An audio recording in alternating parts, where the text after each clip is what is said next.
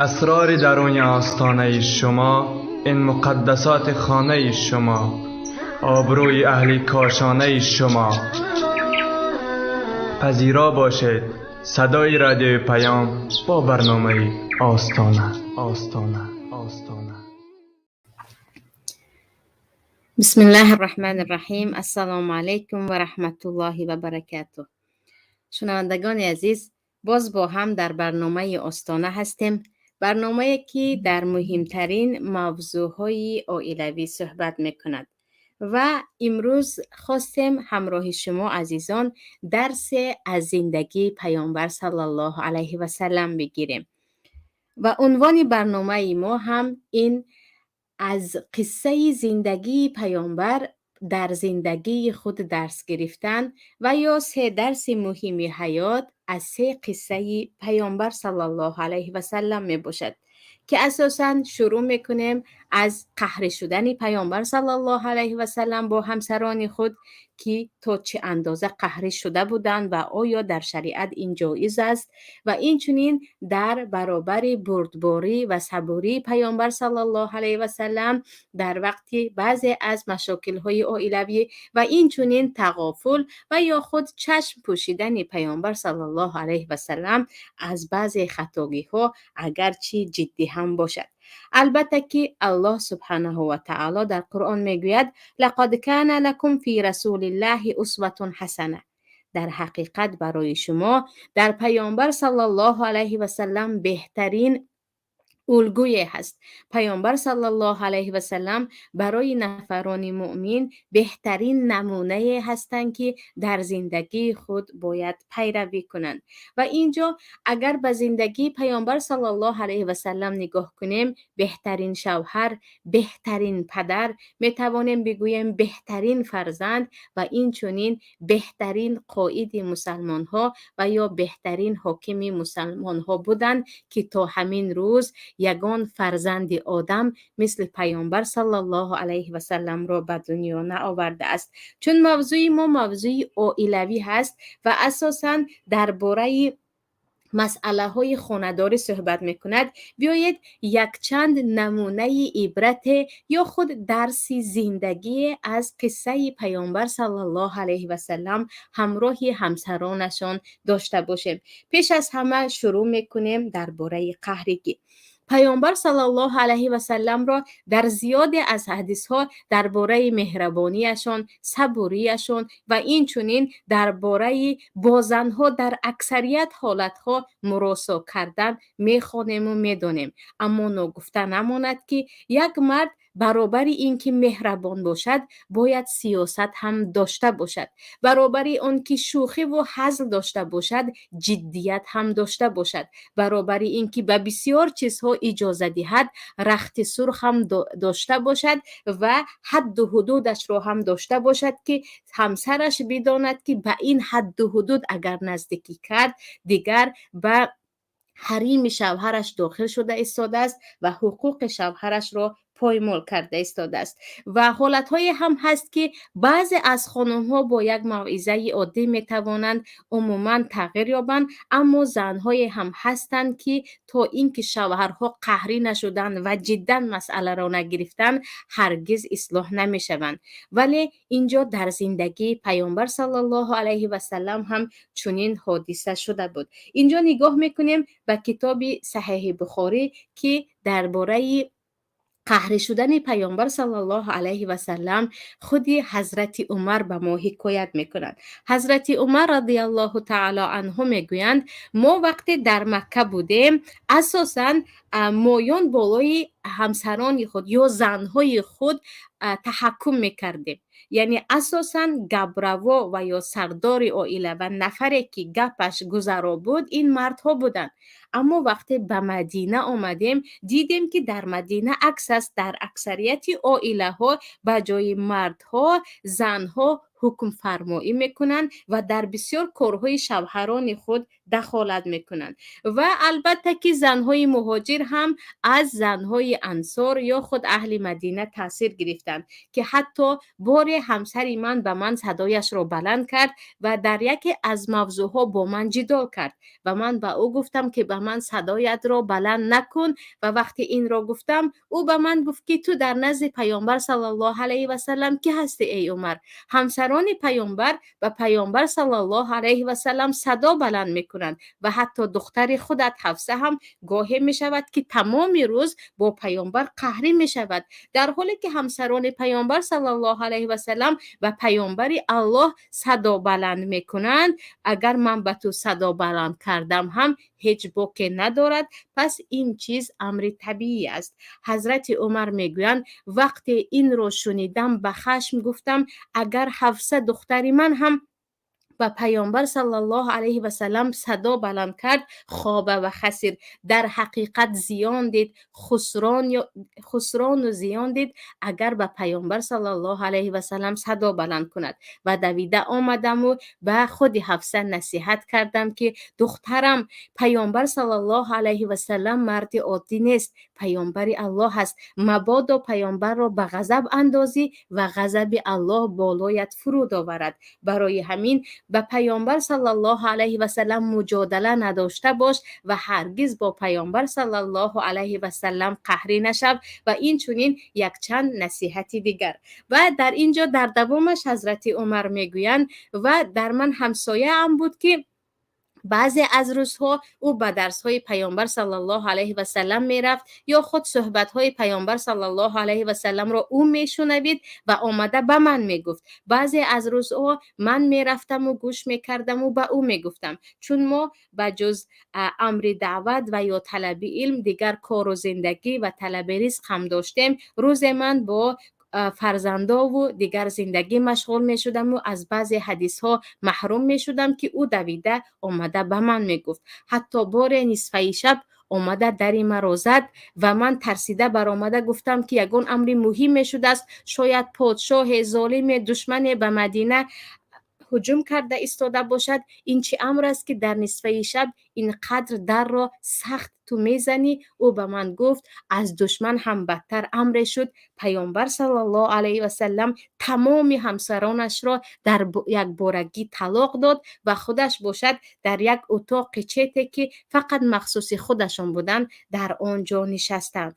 حضرت عمر میگویند این را شنیدم و هم مصیبت زده دویده به مسجد آمدم. به مسجد آمدم و دیدم که خیلی از مردم در مسجد نشسته گریه میکنند و میگویند پیامبر همسرانشان را طلاق دادند. و این را شنیدم و شتاب به اتاق پیامبر رفتم، اتاقی که در آنجا خودشان گاهی استراحت میکردند و به یکی از همسرانشان آن اتاق از آن یگانه از همسرانشان نبود. سپس میگویند من خواستم به نزد پیامبر داخل شوم، اما خدمتگاری که در نزد در بود وقتی به او گفتم که از پیامبر اجازت پرس آیا داخل شوم یا نه، برآمد و گفت که پیامبر ساکت هستند، نه به تو اجازت وارد شدن را میدهند نه میگویند که برود، پیامبر خاموشند. حضرت عمر میگویند همین طور من داخل نشدم تا اینکه سیومین بار رفتم و اجازت داخل شدن کردم که پیامبر صلی الله علیه و سلم اجازه دادند. سپس در آمدم. به محض آن که به اتاق پیامبر در آمدم و پیامبر گفتم که پیامبر الله آیا همسرانتان را طلاق دادید؟ پیامبر به من نگاه کرده گفتم نه من طلاق ندادم. که من یک باره از خرسندی الله اکبر پیامبر همسرانش را طلاق نداده است گویان فریاد کردم. سلمه رضی الله عنها همسر پیامبر میگویند وقتی عمر فریاد کرد الله اکبر گویان ما در حجره های خود شنیدیم و گفتیم که این خوش خبر است که پیامبر صلی الله علیه و سلم همسران خود را طلاق ندادند. سپس حضرت عمر میگویند دیدم که پیامبر صلی الله علیه و سلم خیلی غمگین بودند. من کوشش کردم که پیامبر را به تبسم اندازم یا کمی غم را از ایشان دور کنم و گفتم که پیامبر الله غم نخورید، زنهای ما یا خود زنهای مهاجر همش خوب بود، همیشه سخن شوهرش را گوش میکرد. وقتی به مدینه آمدیم دیگر از زنهای مدینه اینها هم تاثیر گرفتن، اینها هم شروع کردن به صدا بلند کردن و در امور مردها دخالت کردن. حضرت عمر میگویند وقتی این را گفتم پیامبر صلی الله علیه و سلم تبسم کردند. سپس حضرت عمر میگویند باز برای آنکه به پیامبر صلی الله علیه و سلم صحبت داشته باشم تا غمی را از ایشان دور کنم، گفتم که پیش از اینکه به نزد شما بیایم من به دخترم حفصه نصیحت کردم، به او گفتم که پیامبر را به غضب نآر که غضب الله برایت می آید، و این چنین به او گفتم که هرگز خودت را مثل عایشه حس نکن و یا گمان نکن که هر چیزی که عایشه رضی الله عنها میکند تو هم کرده میتوانی، برای آنکه جایگاه عایشه در قلب پیامبر خاص است. حضرت عمر میگویند این رو هم شنویدند و پیامبر خنده کردند. با همین صحبت کردیم و دیگر پیامبر صلی الله علیه و سلم کاملا طبعشان خوش شد. و اینجا سبب قهرگی که چرا پیامبر صلی الله علیه و سلم چنان قهری شدند که حتی همه گمان کردند که پیامبر صلی الله علیه و سلم کلی همسران خود را طلاق دادند. و حضرت عایشه رضی الله عنها میگویند 29 روز یا 29 روز کامل که یک ماه کامل می شود پیامبر صلی الله علیه و سلم از همسران خود را کنار گرفتند، گویا که قهری شدند و به یک از آنها نزدیکی نمی کردند و شبش هم در همان اتاق خاص خود که در نزد مسجد بود در آنجا خواب میکردند و روزش هم در همانجا بودند و به نزد همسران خود نمی آمدند. اینجا عزیزان چرا پیامبر صلی الله علیه و سلم یک روز نه، دو روز نه، یک ماه کامل با همسران خود قهری شدند؟ درباره سببش یک چند روایت است. یکی از سببهایش این است که همسران پیامبر صلی الله علیه و سلم همگی یک جایه می شوند و به پیامبر صلی الله علیه و سلم میگویند نفقه ما را زیاد کن، یعنی به ما زیادتر خرج کن، ما از تو زیادتر شرایط بهتر میخواهیم. که پیامبر صلی الله علیه و سلم هرگز این را از همسران خود انتظار نبودند، زیرا که پیامبر صلی الله علیه و سلم زاهد زندگی کردند و قناعتمندانه میخواستند دنیا را ترک کنند. و سبب دویمش رو میگویند برای آنکه همسران پیامبر صلی الله علیه و سلم سر پیامبر را بین خود افشا کردند و آن سر هم طلاق دادن یا ببخشید برای خود حرام کردن ماریه بود. که وقتی پیامبر صلی الله علیه و سلم باره به ماریه ام المؤمنین نزدیکی میکنند، سپس حضرت حفصه میگویند که در خانه من با ماریه بودید، پیامبر میگویند دیگر ماریه برای من حرام است، هرگز با او نزدیکی نمی کنم، اما تو به کسی از این خبر نده. که حفصه این را اول آمده به حضرت عایشه میگویند که میدونی که ماریه دیگر برای پیامبر حرام است، با همین تمام همسران پیامبر از این خبردار میشوند. یعنی سببی فاش کردن سیر پیامبر در بین زنها سبب شد که پیامبر صلی الله علیه و سلم گفتند دیگر من از آنها خود را کنار میگیرم، حتی که کلام از طلاق هم میرفت که تقریبا کل مردم میگفتند پیامبر همسرانش را طلاق داد. و یک سبب دیگرش این بود که وقتی پیامبر صلی الله علیه و سلم در خانه زینب عسل میخورند، کلی همسران پیامبر اتفاق میکنند که وقتی پیامبر آمد بگوید که تو بوی عسل داری که ما از آن بدمان می آید، تا اینکه پیامبر برای خود عسل خوردن را حرام میکنند و الله از بالای سبع سماوات میگوید لما تحرم ما احل الله لك،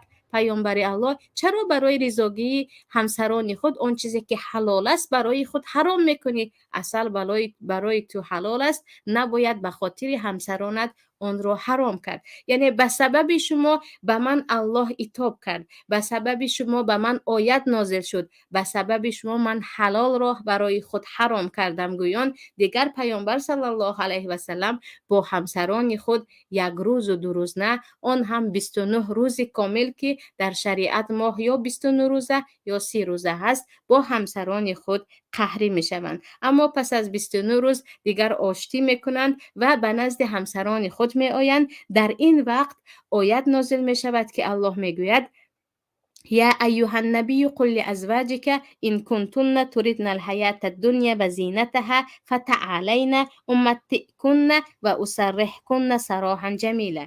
ای پیامبر به همسران خود بگو اگر شما دنیا را، زیب و زینت دنیا را میخواهید، بیایید من به هر یکی شما مقدار از پول و مال میدهم، سپس با شما با خوبی جدا میشوم، زندگی خود را با مال دنیا کنید. و این کنتون تريدن الله و رسوله و الدار الاخره فان الله اعد. دوامش به میگوید که اما اگر شما الله و پیامبر و روز آخرت را انتخاب کنید، این را بدانید که پروردگار برای شما خیلی از ثواب زیاد یا خود اجر کریم در جنت شما را انتظار است. بعد از این همسران پیامبر میگویند پیامبر الله، ما تو و الله را انتخاب کردیم، ما جنت را انتخاب کردیم و هرگز ما دنیا را انتخاب نمی کنیم. و اینجا را ببینید که عزیزان دو چیز در خود همین قصه هست. یکی این است که همسری حضرت عمر به عمر میگویند که دخترت یا همسران پیامبر گاهی با پیامبر قهری می شود، گاهی به پیامبر آواز بلند می کند، صدا بلند می کند. چیزی دیگر این است که پیامبر صلی الله علیه و سلم میگویند من یک ماه به یگان تای از اینها دیگر نزدیکی نمی کنم.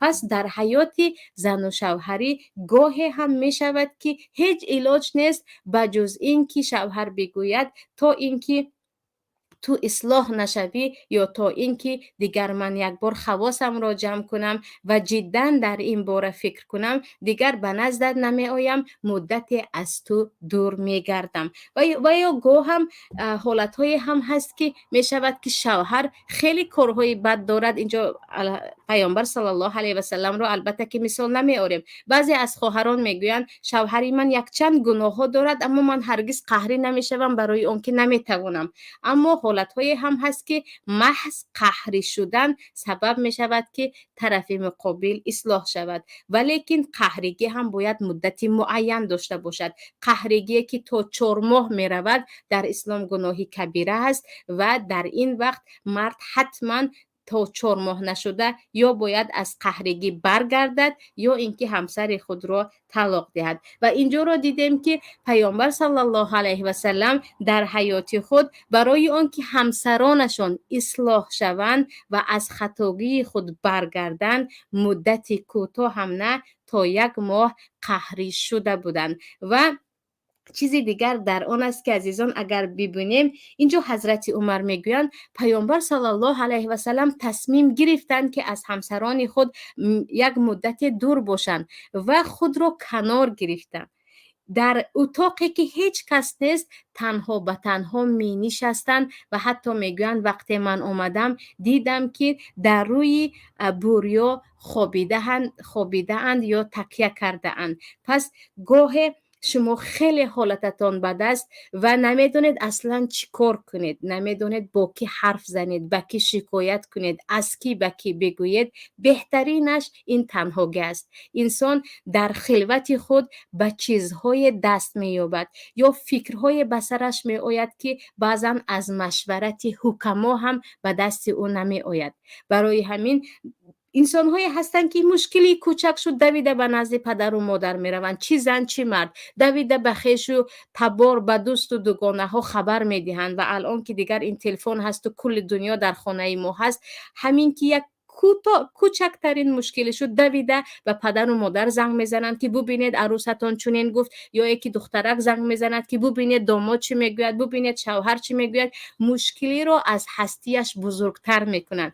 پیامبر الله صلی الله علیه و سلم حالتهایی بود که برای بعضی از مشکلی ها با صحابگان خود مشورت کرده بودند، اما اینجا خودشان بعد از اینکه مدت از همه تو دور میشوم گفتند و شاید تصمیم طلاق هم در پیامبر بود اما تصمیم نگرفتند و طلاق ندادند. خودشان تنها در اتاق خود در خلوت خود حتی به نزدیکترین نفران خود به حضرت عمر هم اجازه ندادند که داخل شوند و تک و تنها در آنجا مهلت ایستادن. بعد در حالت‌هایی که خیلی خسته می‌شویم، علل خصوص در زندگی عائلوی که خواه و ناخواه می‌شود، بهترش این است که بعداً با خود کنار بیاییم. یک خلوت، یک جایی که فقط ما هستیم و پروردگار است. ما هستیم و فکرهای سالممون هست، نه با غضب، نه با جنگ و چیزهای دیگر. آرامانه فکر کنیم که چی میشد، چی تصمیم گیرم، چی کار کنم. شاید که یک مدتی کم، شاید 1 ساعت و 2 ساعت، شاید 1 روز و 2 روز دیگر به فکر ما چیزی زند که راهی حل مشکلی را پیدا کنیم. این درباره عزیزان قهرگی بود. قهرگی که در حیات پیامبر صلی الله علیه و سلم شده و گذشت و الان شاهد شدیم و حدیث در کتاب بخاری هم هست، دیگر تمام کتاب های سنن هم از این پیدا میکنید. میگذاریم به قسم دوم. قسم دومی که درباره صبوری پیامبر صلی الله علیه و سلم صحبت میکنیم و عجیبش این است که من اول خواستم درباره صبوری صحبت کنم ولیکن باز قهرگی را به پیش آوردم، برای آنکه گمان کردم اگر یک بار درباره صبوری صحبت کردم شاید بعضی عزیزان بگویند که دیگر مجری برنامه خودشان که بانو هستند میخواهند طرفدار بانوها باشند و اینجا زنها را به جای رسانیده ایستادند که دیگر زنها از کورپای خود درازتر پای خود را درازتر میکنند. بیایید بعد از قهرگی و بعد از اینکه شوهر میتواند در بعضی حالتها شدید باشد، البته در وقتهای جدا خطا دیدن از همسران خود، اما حالتهای هم هست که خیلی میتواند صبور باشد و برای این در ما الگو این پیامبر صلی الله علیه و سلم هستند. و در اینجا این حدیث هم در صحیح بخاری هست و کل کتاب ها پیدا کرده می توانید. حدیث از حضرت انس رضی الله عنه روایت است، میگویند بار پیامبر صلی الله علیه و سلم در خانه حضرت عایشه با 100 نفر صحابگان بودند، یعنی پیامبر تنها نبودند. به این چیز توجه کنید، پیامبر با 100 نفر از اصحاب خود در خانه حضرت عایشه بودند و منتظر طعام بودند و حضرت عایشه داشتند خوراک میپختند. هنوز خوراک حضرت عایشه تیار نشده، به خانه پیامبر یکی از همسران پیامبر، در اکثریت روایت ها ام سلمه، خوراک فرستادند. گوشت و نان و دیگر خوراک، نه تنها فقط به پیامبر بلکه هم به پیامبر هم به مهمان های پیامبر. این را دیده حضرت عایشه وقتی دیدند که به خانه حضرت عایشه یک طبق چوبی پر خوراک آمده ایستاده است، رفت و به دست خادمی که خوراک را آورد عایشه بزد. یعنی مادرمان عایشه به همان خادمی که خوراک را آوردن به دستشان زدن تا اینکه طبق با کل خوراک به زمین افتید و طبق از مابینش پاره شد، یعنی 2 قسم شد. پیامبر الله وقتی این را دیدن به زمین نشسته غارت امکم گویان 2 طبقی به 2 طرف پاره شده را یک جا کردن، خوراک ها را به آن انداختن، برای آنکه طبق که فقط 2 پاره شده بود و چوبین بود، خوراک ها هم همش به زمین پاش نخورده بود بلکه گفتیم 2 تقسیم شده بود. پیامبر با دستان مبارک خود آن خوراک را جمع کردن. غارت امکم، مادرتان کمی غیرتی شد، رشک کرد گفتن کلو بسم الله، بیایید از این خوراک بخورید. و حضرت انس میگویند ما هممون از آن خوراک خوردیم. اینجا رو ببینید، عجیبش در این است که اینجا فقط پیامبر صلی الله علیه و سلم تنها نبودن، گفتیم در نزد دوستانشان بودن و اینجا در نزد دوستان پیامبر صلی الله علیه و سلم، یعنی جایی که حوله که با هم هستند، خوراکی که به پیامبر آمده بود حضرت عایشه تا اندازه زدن که دیگر طبق 2 قسم شد. آن هم نه به خاطر آن که خوراک را چرا آورد، به خاطر آن که گفتن مگر من دست و پا ندارم، چرا من در خانه من هستید و من به شما خوراک پخته ایستادم و آن زن به شما خوراک فرستاده ایستاده است. و اینجا پیامبر صلی الله علیه و سلم، پدر و مادرم فدایشان باد، میگویند غارت امکم، یعنی شما سخت نگیرید، این یگان فکری بده ندارد، نیتی بده ندارد، فقط غیرتی شد، فقط رشک کرد. در زنها که رشک هست فقط به خاطر رشکش این خطا رو کرد. گویا که برابر جمع کردن طعام با آن طبق شکسته یا دو قسم شده هم به حضرت عایشه عذر آورده ایستادند که شما درباره عایشه یگان فکر بد نکنید، این کارش را فقط از روی رشک کرد، از روی اون که مرا خیلی دوست می‌دارد و نمی‌خواهد که در خانه اش من خوراک دیگر همسرم را خورم. و عجیبش این است که در حدیث دیگر حضرت عایشه میگویند من این کار رو از روی غیرت کردم، اما پشیمان شدم و گفتم پیامبر الله کفاره این کاری من چیست؟ پیامبر به من گفتند اینا اون که اینا این و طعامون که طعامی.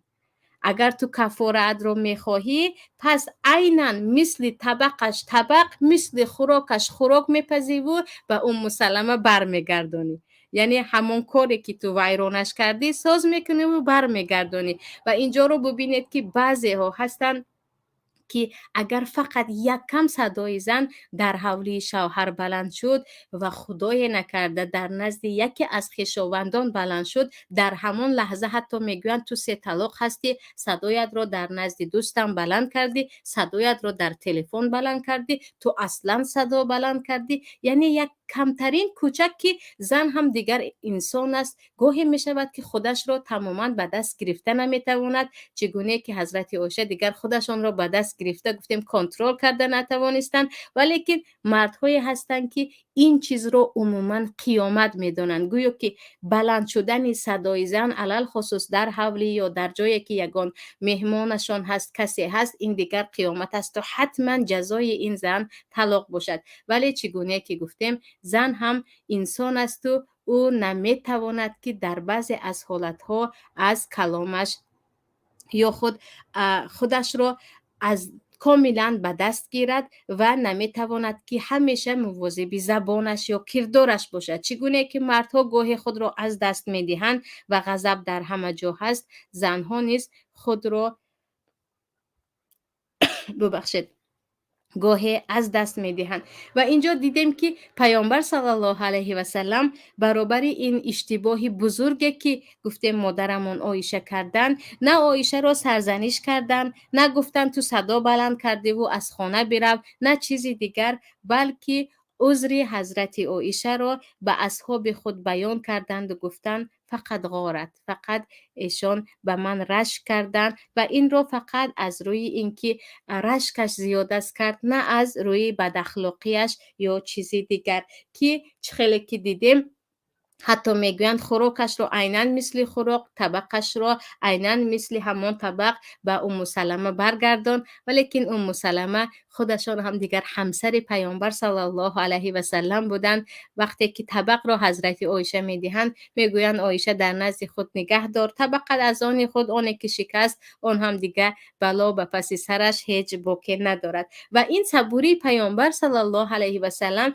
برابر بعضی از اشتباهات بود که خواه و ناخواه از زن میگذرد و علل خصوص در وقت رشک کردن که اساساً گاه رشک به انسان می آید عموما عقلش را می پوشاند و چی گفتید چی کردید یا هر تصرفی که کرده ایستادید انسان نمیفهمد. اما اینجا باید عذر یک نفر را قبول کرد یا به یک نفر به جای اینکه بعضی ها وقتی همسرشون در جای خطا میکنن به جای به مادر فرزند خود به همسری که سالها زندگی کردن عذر دادن، برابر خویش و تبار خود نشسته، برابر دوستان خود نشسته یا همسایه ها نشسته همسر خود را بد میکنن. یعنی که این اخلاقش همین است، این پدرش همین است، این مادرش همین بود، این 20 سال است که همین خیل هست دیگه این تغییر نمییابد. یعنی اینجا رو ببینید که پیامبر صلی الله علیه و سلم برعکس عیب همسر خود را پوشانیدند. دیگر همسر تو هست، عیبی که او دارد البته به تو هم عیب میکنند، برای اینکه هر دو در یک خانه هستید. و متاسفانه چه خیلی که گفتم در ما باشد نفران زیادی هستند، فقط مردها نه، در زنهای زیاد هم هست که برای اینکه همچون لباس همدیگر رو بپوشانیم یا به جای اینکه همچون لباس عیب‌های همدیگر رو بپوشانیم با بیگانگان یا نفرانی که از خانه ما بیرون هستن همراه میشویم و هزار و یک عیب رو بالای همسر میگذاریم و با دیگران همراه شده همسر خود را سیاه میکنیم. این صبوری پیامبر صلی الله علیه و سلم بود. بیایید میگذاریم به قسم سیوم، نادیدگیری یا خود تغافل هم میگویند. گاهی می شود که در زندگی مشترک خطاهای کوچک و بزرگ هست، خیلی که گفتیم. و بعضی خطاگی ها اگر اهمیت نداده دیگر خانه ویران می شود، فرزند از پدر و مادر جدا می شود، عموما زندگی به یک خرابه تبدیل می یابد.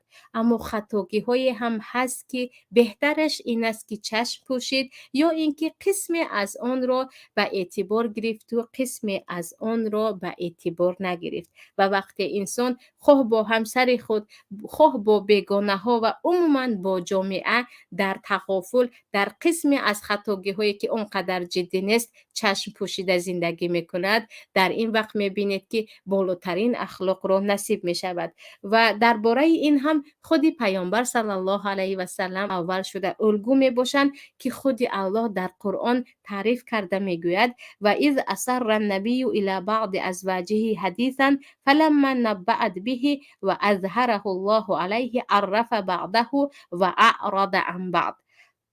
وقتی پیامبر صلی الله علیه و سلم به یکی از همسرانشان که در تفسیر آمده است که حضرت حفصه دختر عمر خطاب بعضی اسرار خود را گفتند و حضرت حفصه آن سر پیامبر را رفتند و به عایشه گفتند، فاش کردن، پیامبر صلی الله علیه و سلم از این آگاه شد و آمده به حفصه تمامی آن چیزی که آگاه شدن پیامبر خبر ندادند.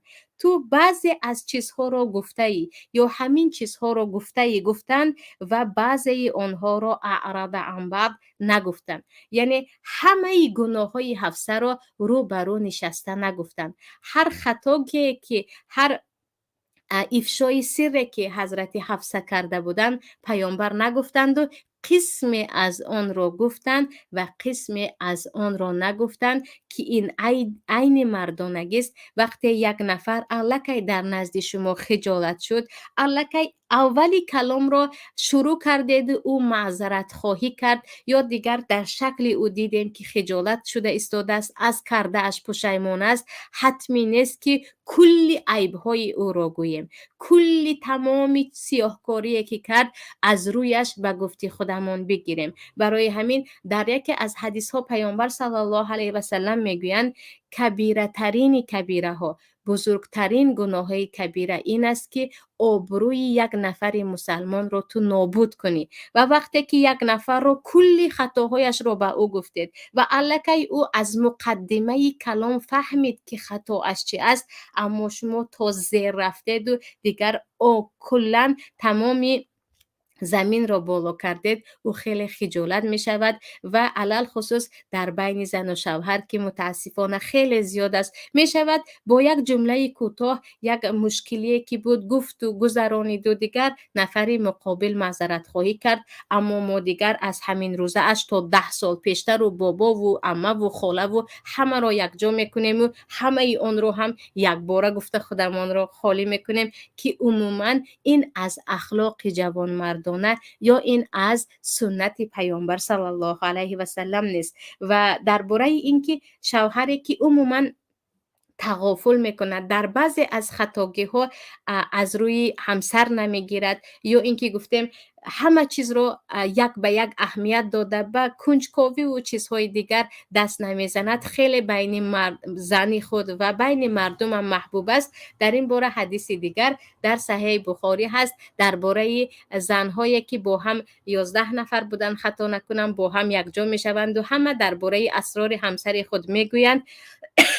یکی از آنها همسر خود را تعریف کرده میگوید زوجی این دخل فهید و این خرج اسید ولا یسأل عما عهد.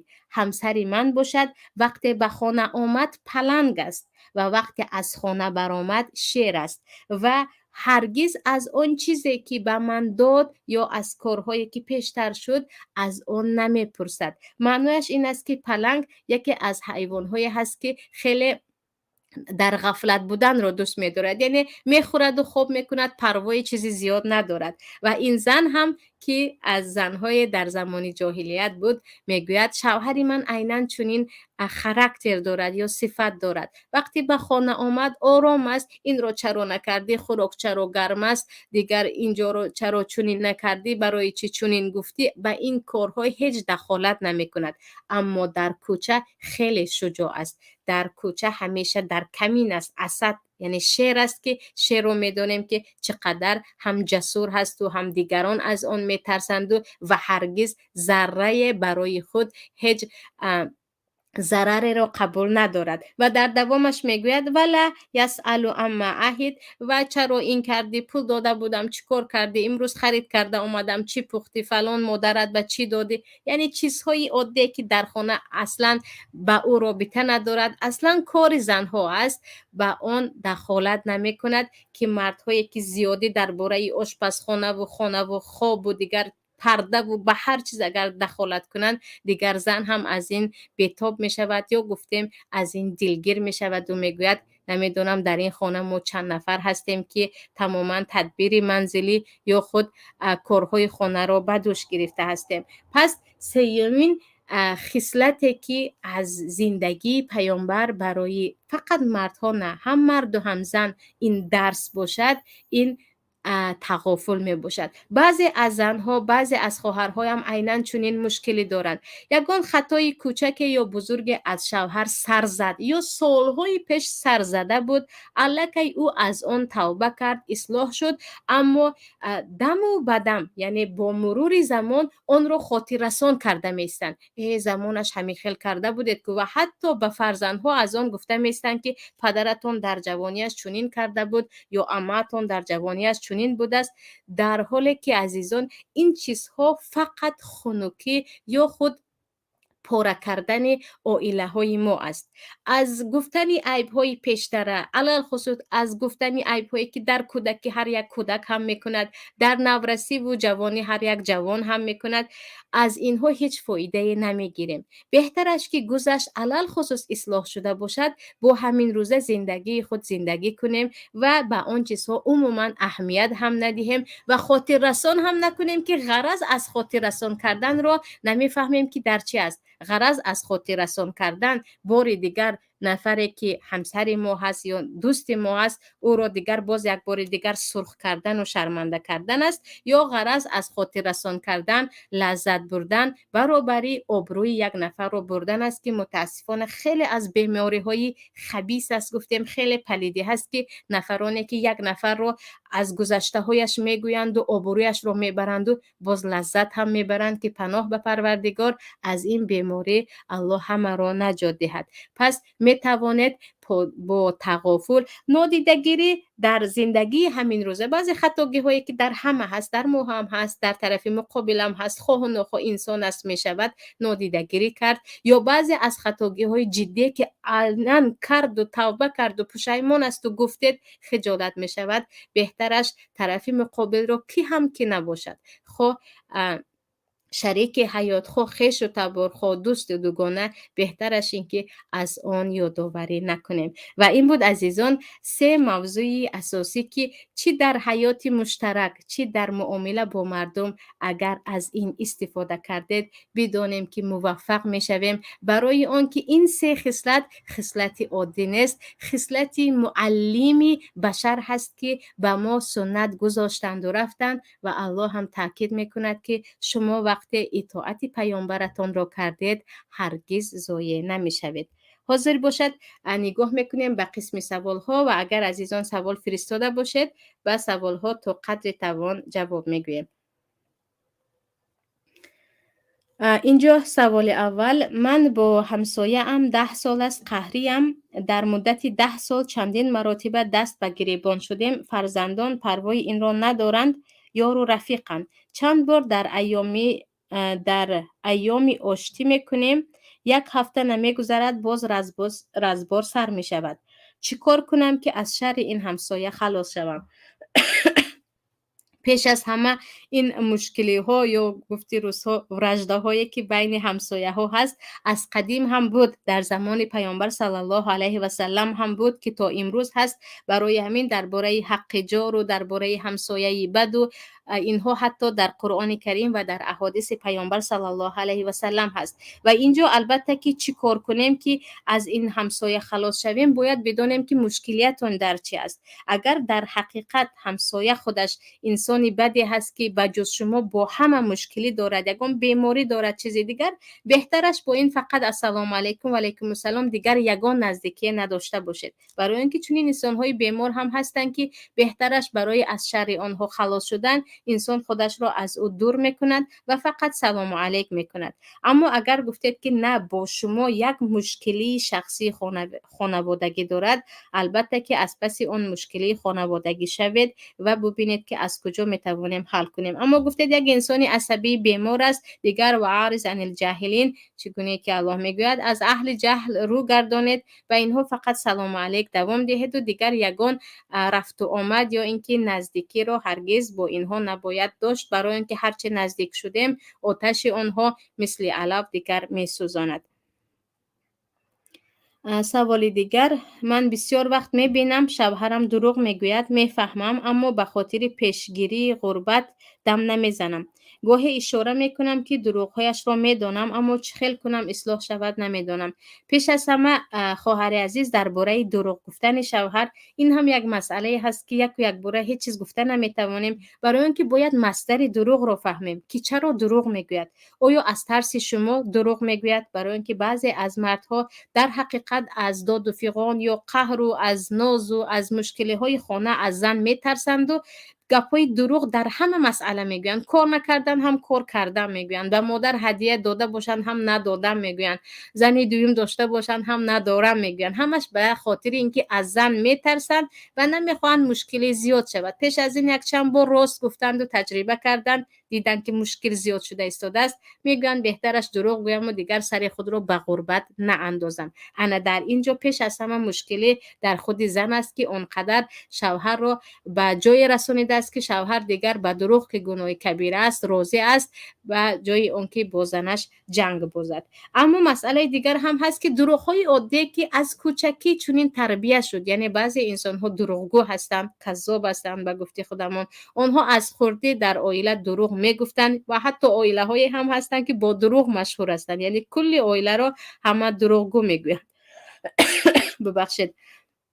اگر گفتید اینها از کودکی چنین، یعنی یک عادت دارن که در عائله همشون چنین هستند، یا من میدونم که این شوهری من از خردی چنین دارد، پس کم کم درباره دروغ حرام بودنش کم کم در وقت البته تبش خوب بودن نصیحت میکنید و میفهمونید که میشود که با راست هم دیگران را به خود جلب کرد، برای اینکه اکثریت نفرانی که به سبب دروغ میگویند اساس مقصدشون چی در خردککا چی در بزرگا جلب کردن سامعین است، مخاطب را برای جلب کردن. اما اگر گفتید که نه، در عائله کسی دروغ نمیزند، در این وقت شاید که از شما ترسد یا یک مشکلی هست که نمیخواهد شما از آن آگاه بشید، که البته که وقتی عهد و پیمان کردید که من سخت نمیگیرم، شما راست گویید هم نمیرنجم و از این چیزها، انشالله کمک میکنید که از دروغ دست کشد. و برعکس این هم خواهر عزیز، بعضی از مردها یا جوانهایی که میگویند همسری من دروغگو است، بدونید اکثریت زنها نیست وقتی دروغ میگویند اول سببش ترس از شوهر است، برای اون که میدونند که اگر راست رو گفتن در خانه جنگ و جنجال میشود. بعضیا میگن اگر راستش رو گفتم شاید مرا طلاق دهد. از خاطر همین ترسی از حد زیاده که شدیداً از اون طرف دیدن، میگویند من بهترش دروغ میگویم اما زندگیم رو به یک جنگ و جنجال تبدیل نمیدهم. برای همین خواه با بزرگان خواه با کودکان وقتی با اعصاب آرام صحبت کردیم و طرف مقابلمان یا شنونده خواه فرزند ما باشد، خواه شاگرد ما باشد، خواه شوهر و خواه زن باشد، فهمید که اگر راست را گوید هم دیگر شما خود را کنترل میکنید و او را به او ضرر نمیرسانید، او نترسیده سخن راست را میگوید. سوال دیگر: به همین مردکای در کوچه رنجند آمده قصدشان را از زن و کودکشان میگیرند، یک نصیحت میکردید. البته این هم یک مشکلی خیلی جدی است. این رو میگویم مردهای ترسو یا نفرانی که دیگر از طرف مقابل قصد خود را گرفته نمیتوانند یا حق خود را ستانیده نمیتوانند، بعد می آیند و روی همسر خود آن را میریزن یا قصد خود را، قصاص خود را، گفتیم انتقام خود را اومده از فرزند میگیرند که این به همان روباه هست که در خانه شیر است و خیلی که میگویم در میدان روباه از همه میترسد. پناه به خدا از نفرانی که ترسانچک هستند. این ترسوگی هست و حتما باید این گونه انسان ها در این مسئله اصلاح شوند، برای اون که ظلم است که مشکلی در کوچه باشد و انسان آید و در خانه از همسر و از فرزندای خود تمامی مشکلات خود را برآورده کنند. اما به هر حال اگر دیدیم که خیلی مثلا از کوچه شوهر با مشکلی می آید، اینجا مسئله دیگر هم هست. بعضی خواهرهای هستند یا زنهای هستند که میدانند الکی در ظاهر شوهر خود دیده ایستادند که شوهر حالش بد است، او با یگان مشکلی دچار شده است و اصلا صحبت کردن نمیخواهد، که این کلیدی بعضی از مردها هست که خیلی غضبناک شدن با کسی صحبت نمیکنند. و در خود برنامه هم گفتیم که پیامبر صلی الله علیه و سلم با کسی نخواستند مدت صحبت کنند، حتی به نزدیکترین دوست خود اجازه ندادند که به نزدشان داخل شود. در این وقت به جای اون که بعضی خواهرها گویند دیگر پدرت رو تنها گذار یا بگذار تنها گذارمش، دیگر با خودش سازد، یکی غمهایش رو هضم کند، دوید رفته برای چی با امروز گرفته هستید تا نگوید سر نمیدی، هم به یک جنج تلفن میکنن که الان از دوستت میفهمم که چرا تو قهر آمدی، و به یک چند نفر هم تلفن میکنن که الان اومد ساعت 2 شب است، قهرش کردگی است، نمیدونم چی میخواد. بهتر است در این وقتها زنها نیز کمی عاقل باشیم و دیدید که دیگر به هم ریخته است، حالش بد است، اصلا حوصله صحبت کردن ندارد، بگذارید خودش به خودش تنها بماند، بعد از مدت دیگر صحبت میکند. اما دیگر شما هم شروع کردید و کنجکاوی کردید. در حقیقت بعضی ها میگویند از بیرون که خسته آمدم که مرا نفهمیدی، دیگر او هم جنگ و جنجال یا کلی انتقامش را از شما میگیرد. سوال دیگر: سبب جنگ ما خوشدامنم هست، خودش شوهرم خوب است، میگویم به مادرت فهمان، میگوید کاری تو نباشد. اینجا خواهری عزیز البته که به مادر هم فهمانده نمی شود، گاهی هست که مادر مادریش رو میکند، به کودک میگوید من تو رو تولد کردم، شیر دادم، بزرگ کردم، امروز روباه 30 ساله، روباه بچه 35 ساله نصیحتی تو رو قبول نمیکنم. برای همین در این وقت شوهرتون رو هرگز گناهگار نکنید، برای آنکه به جای شوهر خودتون رو مانید. گاهی می شود که به پدر و مادر چیزی هم گفته نمیتوانیم و پدر و مادر هم بسیار چیز رو از فرزند خود هرگز قبول نمیکنند. اینجا یگانه چیزی که هست چی میخواهد، یعنی مقصد اساسی خوشدامن در چی است، مشکلی اساسی در چی است، به همان نگاه کرده یگانه نصیحتی من این که مراسا کنید. وقتی مراسا با خوشدامن خوب شد، دیگر تمام زندگیتون خوب شده می رود و نیکی هایتان را از فرزندان خود حتما می گیرید.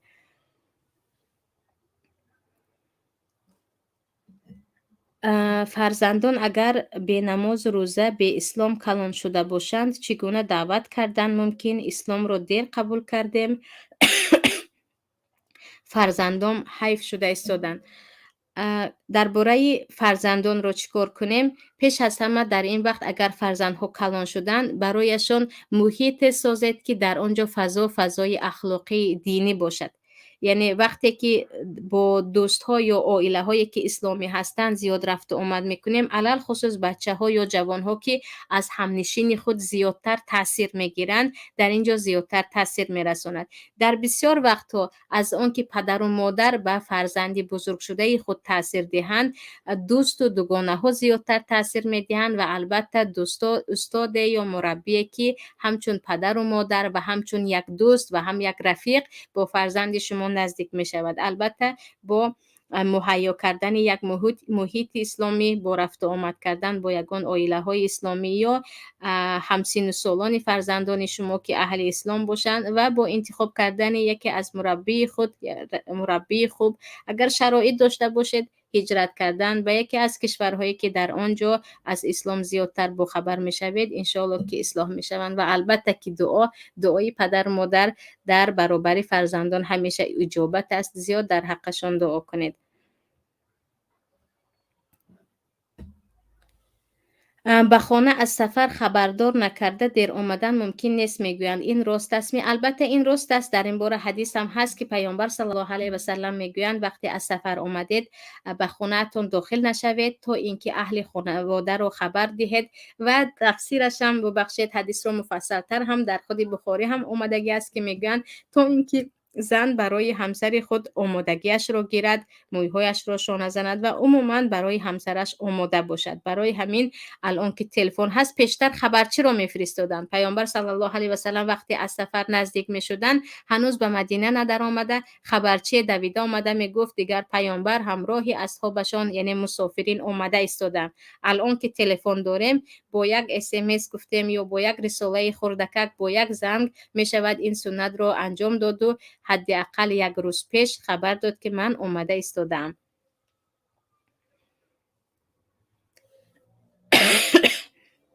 آخرین سوال به فکرم عزیزان، اپا جان شوهر من ملا است، چی کار نباشد چی کمبودی نکند از شریعت دلیل مییابد. توبه کردم خدایا یک نمیفهماندید که چی کار کنم. میدانم ناآدمی میکند اما از دین گپ میزند، میترسم مخالفت کنم. اینجا برای اینکه به شوهرتان شما هم دلیل آورده باشید و یا اینکه شما بدانید که خطا هست حتما خودتان هم باید به کتاب و قلم دست زنید. و متاسفانه این چیز در بین بعضی از عائله ها هست، وقتی زن رو میبینن که سواد ندارد مرد هر چیز رو از پیش خودش این گناه است و این ابال است گویان دلیل می آورد. یا بعضی از زنهای هم هستن که وقتی خشتامن رو یا عائله شوهر رو میبینن که بی سواد هستن هر چیز دلیل می آورند. برای اینکه بدونید که در حقیقت او دروغ گفته ایستاده است یا خطا کرده ایستاده است، در اینجا حتما باید خودتون هم از اهل علم باشید. وقتی خودتون هم دلیل پیدا کردید و از اینها باخبر شدید مشکلی ها حل می شود یا حداقل شوهرتون دیگر روی نمی کند که به شما برای عیب های خودش از شریعت دلیل بیاورد. اما تو اینکه خودتون دلیل رو نمیفهمید یا مشکلی اساسی در کجا است، خطاکی در کجا، دلیل آوردن در کجا نمیفهمید، دیگر همین خیل حیران بین این میمانید. سلام علیکم اپا، من در روسیه هستم، همسرم در تاجیکستان. همسرم میگوید که اگر یگان توی دیگر داشته باشی در روسیه خداوند این خیل و اون خیلت کند، دعاهای بد میکند، آیا در نزد الله گناهگار میشود؟ و این سخنانی گفتهش یعنی التماس در حقش دعا کنید. پیش از همه و علیکم السلام و رحمت الله. خواهرانی که در بالا یکی از خواهری که سوال دادن که شوهر من دروغ میگوید، عیناً همین مشکلی ها می شود. یعنی وقتی زن شوهر به قسم می دهد یا میگوید این شوی یا آن شوی یا فرزندت را نابود میکنم یا از خانه برآمده میروم، دیگر بیچاره شوهر همسر داشته باشد هم آن را پنهان میکند. و اولا این را دانید که وقتی انسان کاری حلال کرد و هر چیزی که زن به این نارضایتی شد از جمله برای زن دوم سوم، یگان دعای بدی او شما را نمیگیرد نه همسر شما را میگیرد. اما برای اون که این گونه زن را چگونه اصلاح کنیم در این باره زیادتر فکر کنید. البته که در حقش دعا میکنیم و شما هم دعا کنید، اما فکر کرد که خیلی باید این گونه زنها را اصلاح کرد. اما هیچ علاج اصلاح کردن نیست. دیگر یگانه کاری که میکنید این پنهان کاری اگر داشته باشید هم دیگر میگوید من الان تک و تنها هستم، یعنی 100% دروغ گفتنه و من تنها هستم، خواطر نشه و از این چیزها. برای اون که حتی خواهرهایی هستن که وقتی میشنوند شوهری که 10 سال 15 سال در روسیه است او نمیتواند تنها باشد، صاحب عائله است، بعضی ها دارو میخورند، بعضی ها خشتامن را دیگر گناهگار میکنند، بعضی ها حتی به کشتن فرزندی که 5 ماهه و 6 ماهه در شکمشان است دست میزنند. در اینجا دیگر هیچ کار کرده نمیشود، برای آنکه یعنی عقل و تفکر و جهان بینی و معرفت یک زن تا همین قدر است، از این زیاد به او تعلیم ندادند. یگانه راه حل این مراسو کردن می باشد. عزیزان این بود برنامه امروزه و معذرت خواهی میکنم از اینکه کمی سلفه داشتم و در داخل برنامه یک چند بار با سلفه خطا کردم. اما درباره اینکه موضوع ما اساساً درباره درس زندگی بود، چگونه که گفتیم این درسی که از حیات پیامبر میگیریم فقط مخصوص خانواده شما نیست، مخصوص کل حیات شما است. در همه جا میتوانید از این استفاده کنید و شخصاً من ضمانت میدهم که این رو خودم تجربه کردم و همیشه موفق هم شدم. انشالله که شما هم موفق میشوید با در بعضی حالت ها جزا دادن و قهر شدن با بعضی از آدم ها در مدت معین و صبوری کردن در برابر بعضی از خطاگی ها که اگرچه جدی باشد اما در اصل کنندهش نیتش نیک است، فقط به خاطر محبت زیاد به شما آن را کرد و این چنین در برابر نادیدگیری به خطاگی های بعضی عزیزان که مثل ما انسان هستند و خواه و نخواه یک روز نه یک روز، باره نه یک بار به خطا دست میزنند. دیگر شمایان را به الله یکتا می سپارم. در پناه پروردگار باشید و پروردگار در امان شمایان را حفظ کند و هر چیزی که در این برنامه ها مفید شما است الهی همیشه در زندگی شما دستور عمل شمایان و البته که خود ما باشد. السلام علیکم و رحمت الله و برکاته. اسرار درون آستانه شما، این مقدسات خانه شما، آبروی اهل کاشانه شما. پذیرا باشید صدای رادیو پیام با برنامه آستانه.